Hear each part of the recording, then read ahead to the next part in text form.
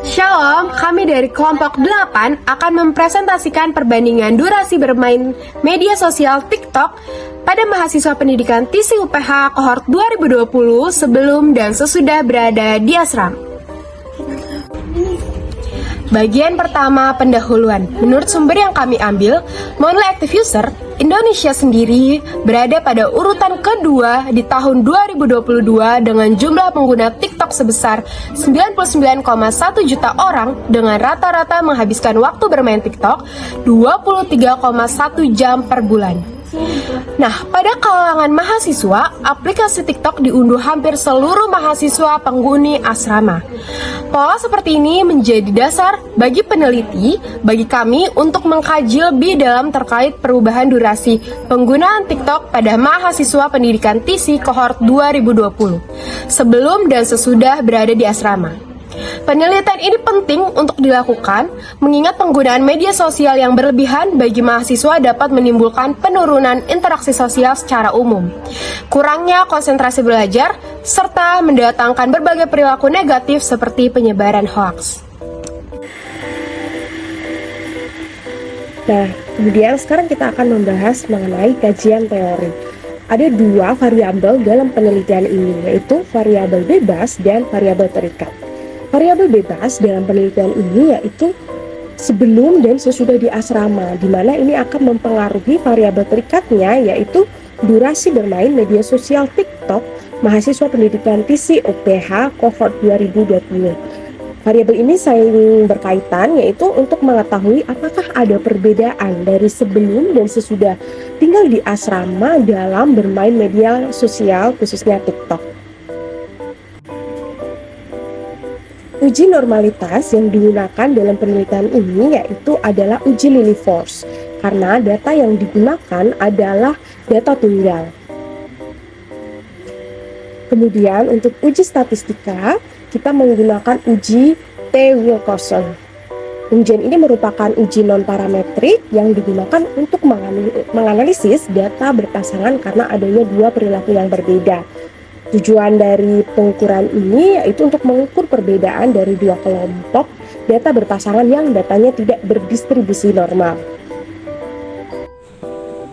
Sekarang kita masuk pada metode penelitian. Metode penelitian yang kami gunakan untuk melakukan penelitian ini adalah metode kuantitatif. Kemudian sampel dan juga populasi. Populasi sendiri merupakan keseluruhan dari subjek suatu penelitian. Populasi dari penelitian yang kami lakukan adalah mahasiswa-mahasiswi kohort 2020 yang tinggal di asrama. Kemudian sampel merupakan sebagian dari populasi, dan sampel dari penelitian yang kami lakukan berjumlah 30 orang. Selanjutnya adalah teknik pengumpulan data dan juga sampling. Pengumpulan sampel pada penelitian ini menggunakan teknik kuota sampling.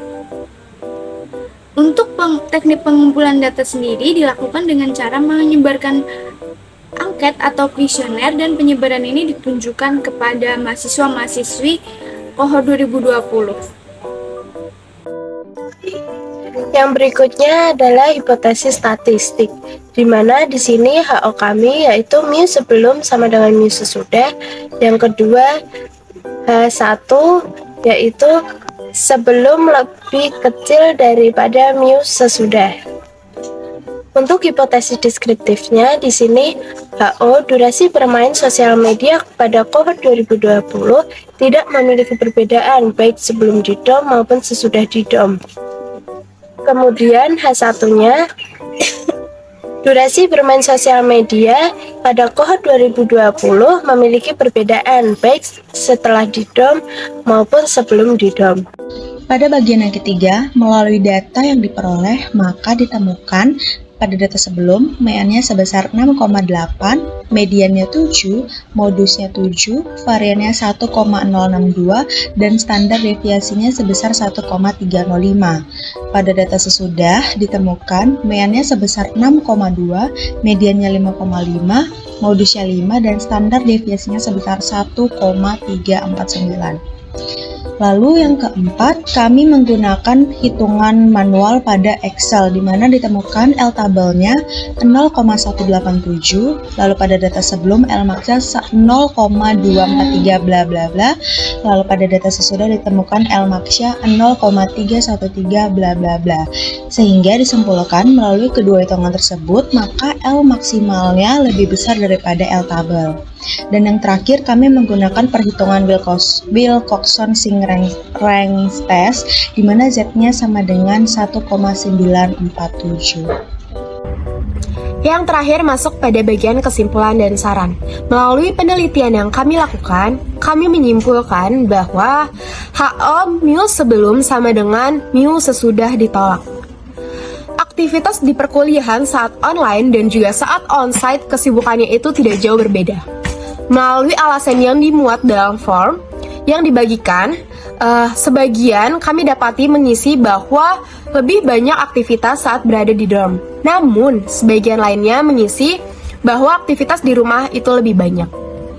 Dan untuk sarannya, agar penelitian yang dilakukan ke depannya lebih baik, kami memiliki dua saran. Yang pertama, penyebaran kuesioner itu jangan mepet.